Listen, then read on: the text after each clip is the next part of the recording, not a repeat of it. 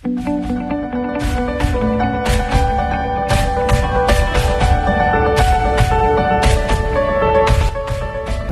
Friends, मेरा नाम है अक्षय। आप देख रहे हैं AKS engineering academy YouTube channel को। तो जैसे कि स्ट्रेंथ ऑफ मटेरियल में हमने पिछले लेक्चर में स्ट्रेस एंड स्ट्रेन को जाना था कि स्ट्रेस क्या होता है, स्ट्रेन क्या होती है और कौन सी चीज़ पहले आती है। ठीक है, स्ट्रेस आती है या स्ट्रेन आती है। तो सबसे पहले क्या आती है, स्ट्रेन आती है। तो ये हमने काफ़ी कॉन्सेप्चुअली अच्छे से जाना था कि जो स्ट्रेन है वो क्यों आती है। ठीक है, तो आज का हमारा नया टॉपिक है हुक्स लॉ। ठीक है, तो चलिए शुरू करते हैं आज हुक्स लॉ को।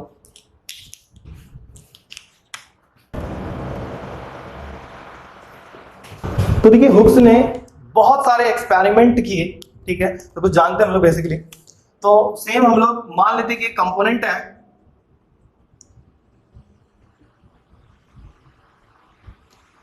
और इस कंपोनेंट में कोई पी लोड लगा है। ठीक है, इस कंपोनेंट का कोई ना कोई क्रॉस सेक्शन एरिया होगा। मान लेते हैं कि इसका कोई क्रॉस सेक्शन एरिया। ठीक है, चलिए, तो इसका कोई क्रॉस सेक्शन एरिया है। अब इसमें हमने क्या किया, इस पी लोड को वेरी किया। ठीक है, जैसे कि हमने पहले बोला कि मान लो 1 न्यूटन लगाया, 2 न्यूटन लगाया, 3 न्यूटन लगाया, 4 न्यूटन लगाया, तो सो ऑन ऐसे करके हम धीरे धीरे क्या करते गए, अपने लोड को बढ़ाते गए। ठीक है, अब इन्हीं 1 न्यूटन को हम क्या कह रहे हैं कि P1 लोड है, P2 लोड है, P3 लोड है, P4 लोड है। ठीक है, एंड सो ऑन। ठीक है, अब देखिए हमने क्या किया कि एक टेबल ड्रॉ की। ठीक है, तो हम एक टेबल ड्रॉ करते हैं जिसमें वैल्यू शो करिए, लोड, स्ट्रेस, स्ट्रेन और स्ट्रेस अपॉन स्ट्रेन। ठीक है, स्ट्रेस और स्ट्रेन का रेशियो। तो सबसे पहले हमने P1 लोड लगाया। ठीक है, हमने क्या किया, सबसे पहले P1 लोड को लगाया। तो इस P1 लोड को लगाने से कुछ ना कुछ बॉडी में स्ट्रेन आई होगी। ठीक है, मान लेते हैं इसमें जो स्ट्रेन आई वो कितनी है, 0.1 की स्ट्रेन है। ठीक है, जैसे कि स्ट्रेन को परसेंटेज में लिया जाता है, ये कितना है, 0.1% स्ट्रेन आई। तो इसी स्ट्रेन को रजिस्ट करने के लिए क्या डेवलप्ड होगी, स्ट्रेस डेवलप्ड होगी। ठीक है, तो मान लेते हैं कि यहां पे जो स्ट्रेस डेवलप्ड हुई वही हुई 5 की। ठीक है, नेक्स्ट हमने क्या किया, P2 लोड लगाया। P2 लोड लगाने से मान लेते हैं कि यहां पे जो स्ट्रेन आया वो आया 0.2 का, और जो स्ट्रेस आई वो कितनी है, 10 की। ठीक है, फिर हमने P3 लोड लगाया। P3 लोड हमने लगाया, मान लो P3 लोड लगाया, तो यहाँ पे कुछ ना कुछ स्ट्रेन आई होगी, मान लेते हैं 0.3 स्ट्रेन है। ठीक है, मींस 0.3% स्ट्रेन आई, और उसी स्ट्रेन को रजिस्ट करने के लिए यहाँ पे क्या डेवलप हो रही होगी, कुछ ना कुछ स्ट्रेस डेवलप हो रही होगी। तो मान लेते हैं यहाँ पे 15 स्ट्रेस डेवलप। ठीक है, फिर हमने P4 लोड लगाया, और इस P4 लोड के कारण मान लेते हैं कि कुछ स्ट्रेन बढ़ी, और ये मान लेते हैं 0.7 स्ट्रेन आ गई, मींस 0.7% स्ट्रेन आ गई, और वहीं पे जो स्ट्रेस की वैल्यू आई यहाँ पे 35 आ गई। ठीक है, नेक्स्ट हमने P5 लोड लगाया। तो इस P5 लोड को लगाने से यहाँ पे जो स्ट्रेन आई मान लेते हैं 0.8 की आई। ठीक है, और जो यहाँ पे स्ट्रेस रहा वो मान लेते हैं कि कितना आया, 45 आया। सेम हमने P6 लोड लगाया, तो यहाँ पे जो स्ट्रेन आई वो मान लेते 1 की स्ट्रेन आई, और यहाँ पे जो स्ट्रेस डेवलप्ड हुई मान लेते 60 की स्ट्रेस डेवलप्ड हो गई। ठीक है, बाकी सभी को यूनिट पता है स्ट्रेस की क्या होती है, न्यूटन पर मीटर स्क्वायर। ठीक है, चलिए, तो देखिए अगर हम इन दोनों का स्ट्रेस और स्ट्रेन का रेशियो अगर देखेंगे, तो P1 लोड के कारण स्ट्रेस और स्ट्रेन का रेशियो कितना आएगा, क्या 50 आने वाला है। ठीक है, कितना है, 50। सेम P2 लोड के कारण यहाँ पे जो स्ट्रेस और स्ट्रेन का रेशियो आया वो कितना आया, ये भी कितना दिख रहा है, 50। ठीक है, 0.2 है।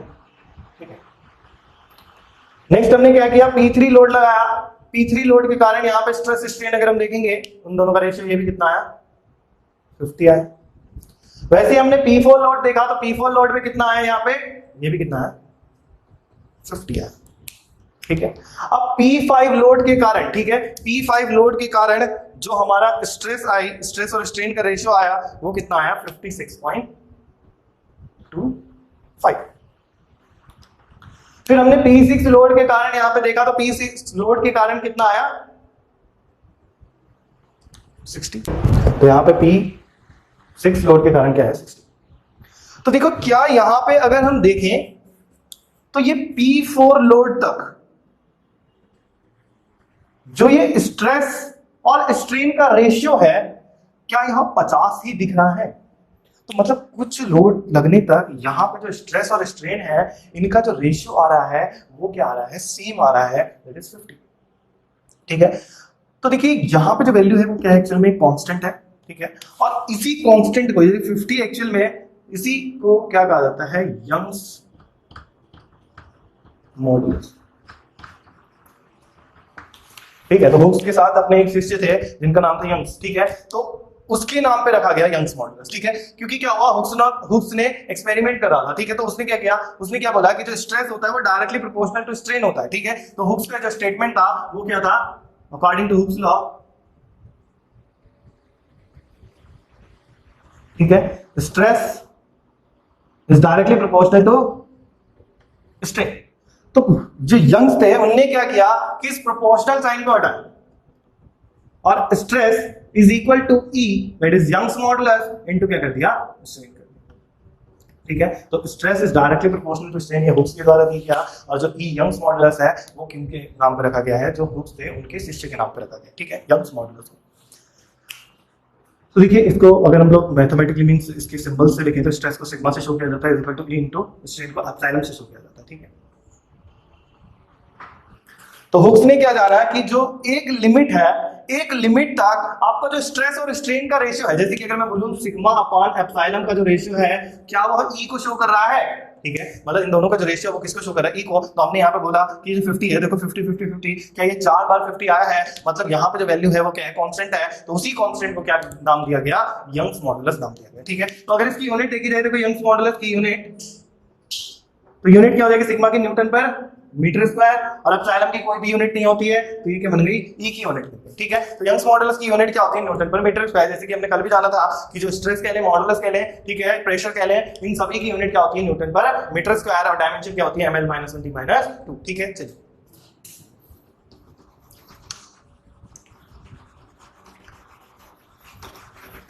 अब देखिए जिस लिमिट तक इनकी वैल्यू क्या आ रही है, कांस्टेंट आ रही है, उस लिमिट को क्या नाम दिया जाता है, इलास्टिक लिमिट।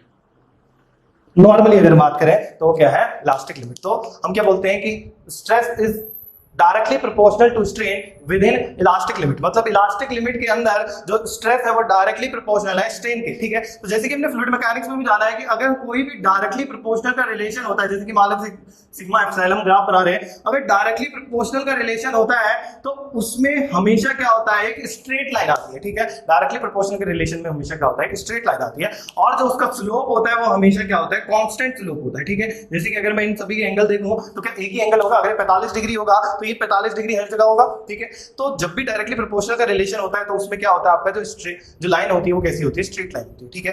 तो ये कहां तक वैलिड है, खाली इलास्टिक लिमिट।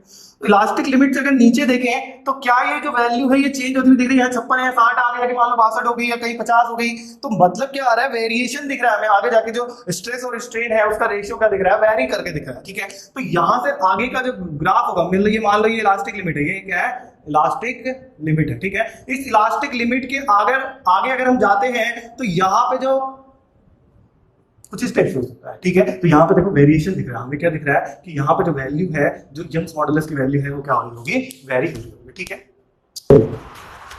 तो हुक्स लॉ कहां तक वैलिड है आपका, इलास्टिक लिमिट तक वैलिड है। नॉर्मली अगर बात करें तो हुक्स ने क्या कहा था कि जो स्ट्रेस है वो डायरेक्टली प्रोपोर्शनल है स्ट्रेन के, ठीक है। तो होप आपको हुक्स लॉ समझ में आएगा। हुक्स लॉ क्या कहता है कि stress is directly proportional to strain. अब देखिए 3 टाइप के स्ट्रेसेस है हमारे पास, पहली टेंसाइल स्ट्रेस, दूसरी कंप्रेसिव स्ट्रेस, और तीसरी शियर स्ट्रेस, ठीक है। तो इसे नेक्स्ट पॉइंट बना के देख लेते हैं। तो देखिए हुक्स ने क्या कहा कि अगर हम टेंसाइल में बात कर रहे हैं तो tensile stress is directly proportional to tensile strain, ठीक है। टेंसाइल स्ट्रेस टेंसाइल स्ट्रेन के डायरेक्टली प्रोपोर्शनल। तो यहां से सिग्मा टी से शो कर लेते हैं, directly proportional to epsilon T, ठीक है। तो जब भी प्रोपोर्शनल का साइन हटेगा तो क्या आएगा, इक्वल टू, और एक कांस्टेंट, और ये कांस्टेंट को क्या नाम दिया जाता है, यंग्स मॉडुलस नाम दिया जाता है, ठीक है। दूसरी अगर हम बात करें कंप्रेशन में,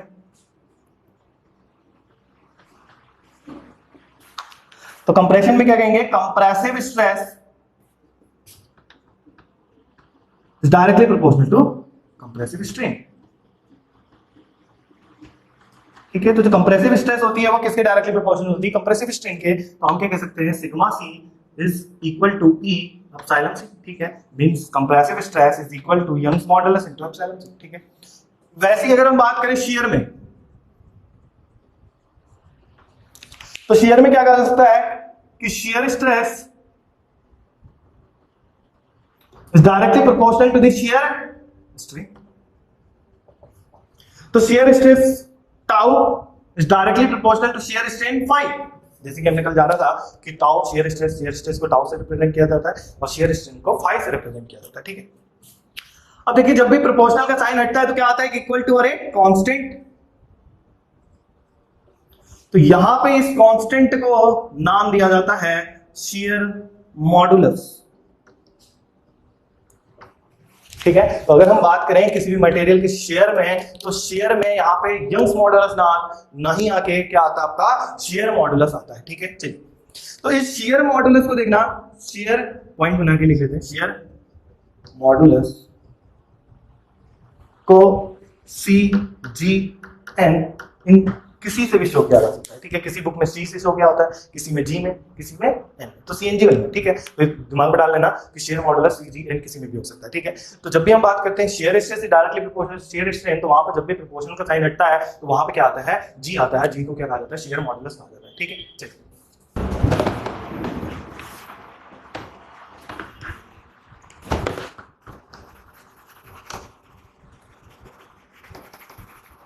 अब देखिए अगर हम बात करें यंग्स मॉडुलस की, ठीक है, तो यंग्स मॉडुलस E, तो कुछ मटेरियल के पहले हम यंग्स मॉडुलस जान लेते हैं, जैसे कि स्टील का यंग्स मॉडुलस कितना होता है, 210 गीगा पास्कल, ठीक है। सभी ने सुना होगा कितना होता है, 210 गीगा पास्कल, ठीक है। अब देखिए इनमें एक रिलेशन आता है, इसे नोट में डाल दो, ठीक है। एक रिलेशन आता है E ऑफ स्टील, ठीक है, sorry E of cast iron का जो यंग्स मॉडुलस है वो 1/2 ऑफ E ऑफ स्टील के बराबर होता है, ठीक है। मतलब जो कास्ट आयरन का यंग्स मॉडुलस होगा वो स्टील के कास्ट आयरन के क्या होगा, आधा होगा, ठीक है। Next relation E of aluminium,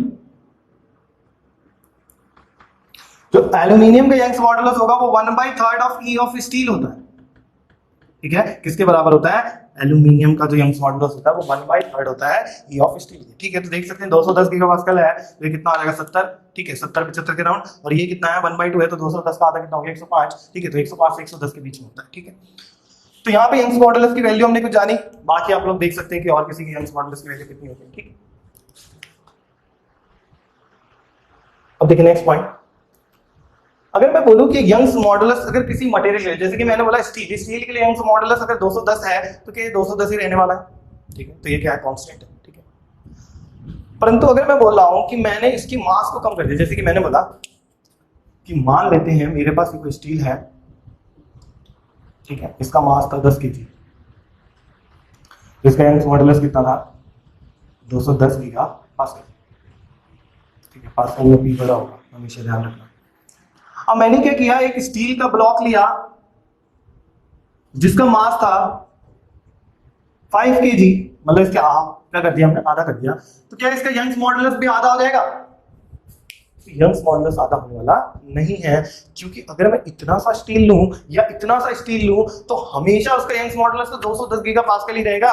तो यहां पे हमने देखा कि जो यंग्स मॉडुलस है वो मास पे डिपेंड नहीं करता और साइज पे डिपेंड नहीं करता, ठीक है। क्वेश्चन पूछा जाता है कि अगर मान लो कोई स्टील बार है, स्टील बार पे हाफ कर दिया जाए तो उसका यंग्स मॉडुलस कितना हो जाएगा, हाफ हो जाएगा या दोगुना हो जाएगा या सेम रहेगा, ठीक है, या 1/3 हो जाएगा। अगर आपसे ऐसा पूछा जा रहा है तो क्या होगा, सेम रहेगा, ठीक है, क्योंकि यंग्स मॉडुलस कभी भी आपका मास या साइज पे डिपेंड नहीं करता है, ठीक है। चलिए इस पॉइंट को लिख लेते हैं, Young's modulus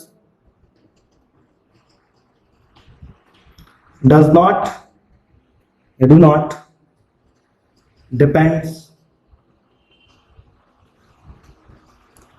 on mass, do not depend on mass, ठीक है। तो यंग्स मॉडुलस कभी भी मास पे डिपेंड नहीं करता है, ठीक है। तो आपके पॉइंट क्लियर है सभी को। चलिए अब देखिए अगर मैं बोल रहा हूं कि जैसे कि स्टील है, स्टील के लिए तो यंग्स मॉडुलस की वैल्यू 210 है, परंतु अगर कास्ट की आयरन की बात की जाए तो इसके लिए कितनी, 105 से 110 है। तो यंग्स मॉडुलस की वैल्यू किसी भी मटेरियल के लिए हमेशा कांस्टेंट रहती है, परंतु डिफरेंट मटेरियल के लिए क्या रहती है, डिफरेंट रहती है, ठीक है।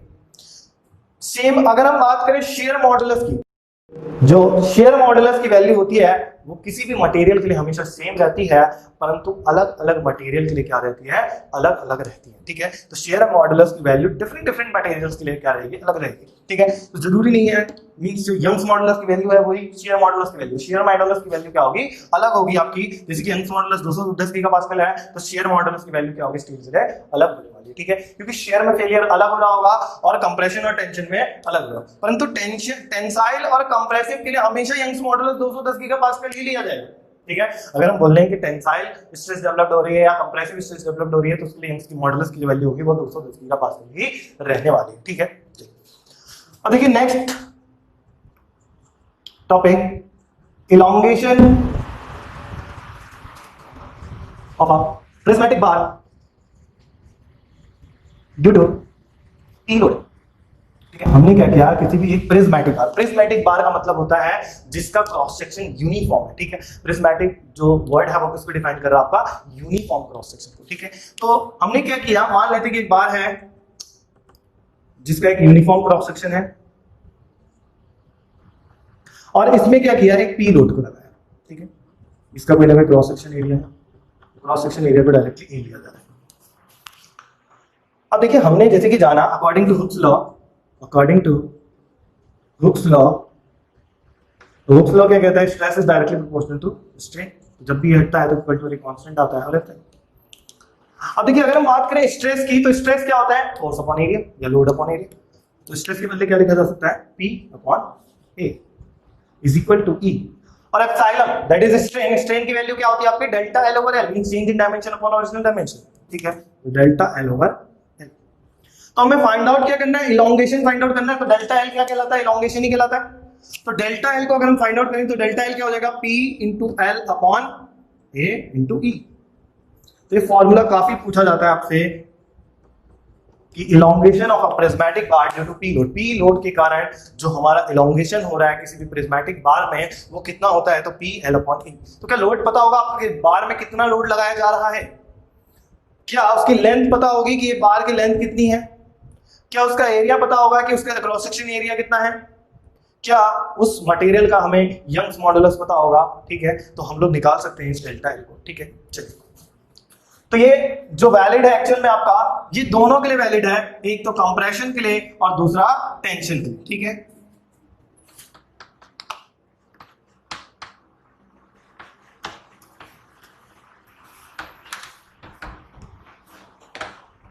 तो नेक्स्ट शेयर के बारे में बात करें, क्योंकि देखो कंप्रेशन और टेंशन दोनों में वैलिड है, इसको लिख लेते हैं, टेंसाइल एज वेल एज और कंप्रेशन। ठीक है, दोनों के लिए वैलिड यही आएगा फॉर्मूला पी एल अपॉन ई। ठीक है, अगर हम बात करें शेयर में, तो शेयर में देखो क्या होगा, tau is directly proportional to 5, shear stress is directly proportional to shear strain. Tau के बदले क्या लिखा जा सकता है, P upon A is directly proportional to 5 के बदले क्या लिखा जा सकता है, डेल्टा एल ओवर एल। तो जब भी प्रोपोर्शनल का साइन हटेगा तो क्या आएगा, इक्वल टू कांस्टेंट, और यहाँ पे कांस्टेंट क्या आएगा, जी। तो अगर इलॉन्गेशन की बात करें तो क्या हो जाएगा, पी इंटू एल अपॉन ए जी। तो यहाँ पे चेंजेस क्या आया है, यहाँ पे यंग्स मॉडुलस को लिया गया था, यहाँ पे किसको लिया जा रहा है, शेयर मॉडुलस को लिया जा रहा है। ठीक है, तो शेयर में क्या हो जाता है फॉर्मूला डेल्टा एल का पी एल अपॉन ए जी। ठीक है, अब आपसे पूछता है कि अगर कोनिकल बार हुई तो उसमें इलॉन्गेशन कितना होगा। ठीक है, चलिए उसको देखते हैं।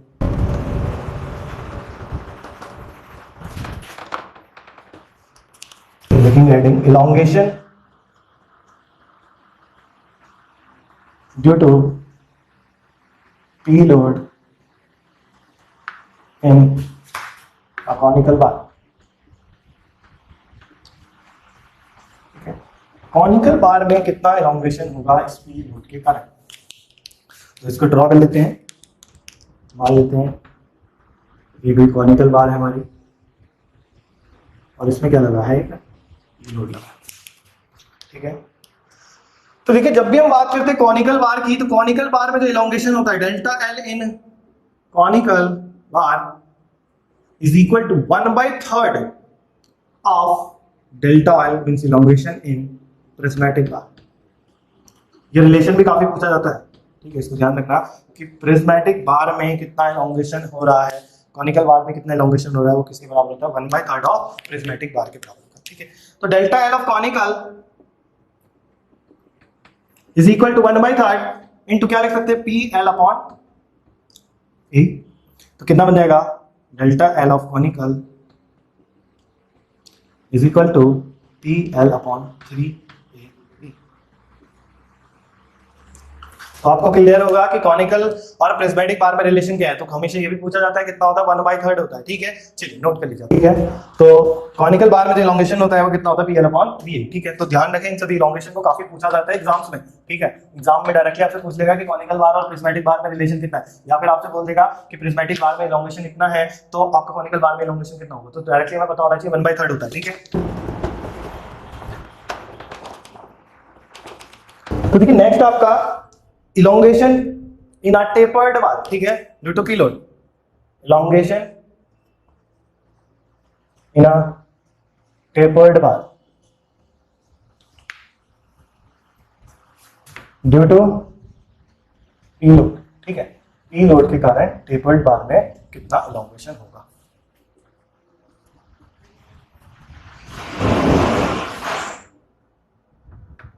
टेपर्ड बार, ठीक है। तो देखिए क्या होता है इसका formula, delta L is equal to 4pl, ठीक है। P is the load and L is the length. चलो इसको पहले एक बार बना लेते हैं कि टेपर्ड बार कैसी है, ठीक है।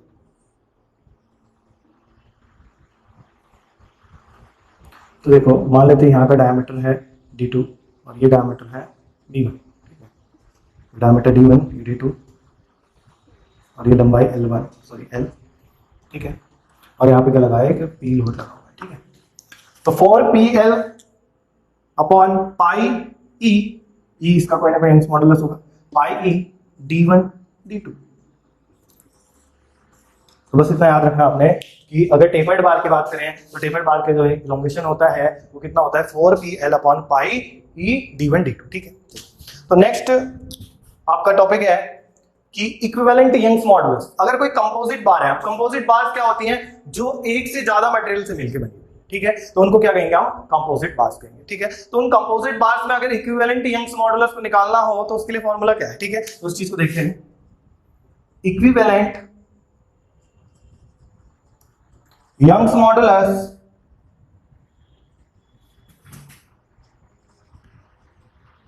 फॉर कंपोजिट बार्स,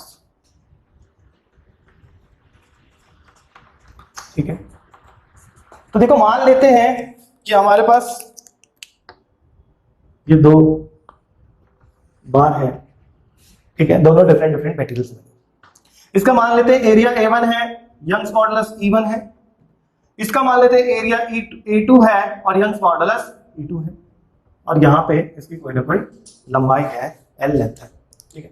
तो अगर हम बात करें Young's modulus, equivalent Young's modulus की,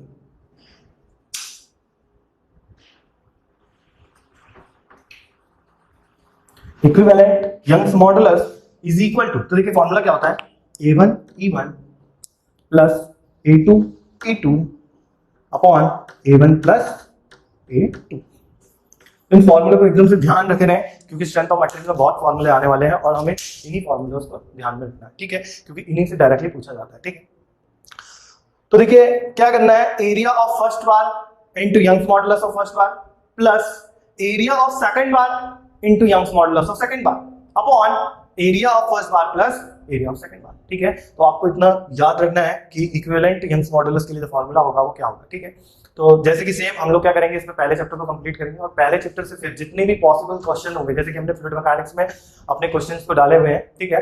तो वो क्वेश्चंस हम लोग क्या करेंगे, जैसे कि हमने यहाँ पे पहला चैप्टर कंप्लीट हुआ, फिर हम क्या करेंगे, इसमें कुछ पॉसिबल जितने भी क्वेश्चंस होंगे वो हम लोग इसको कवर करेंगे, ठीक है। तो होप आपको आज का लेक्चर समझ में आया होगा। तो हुक्स लॉ को जाना हमने और साथ ही साथ इलोंगेशंस की कुछ बात में इलोंगेशन, जैसे कि प्रिज्मेटिक बार, कोनिकल, टेपर्ड, ठीक है, और हमने इक्विवेलेंट यंग्स मॉडुलस निकाला, ठीक है। तो ठीक है, थैंक यू। और हमारे चैनल को लाइक करें, शेयर करें, सब्सक्राइब करें और नोटिफिकेशन आइकन को दबाना ना भूलें।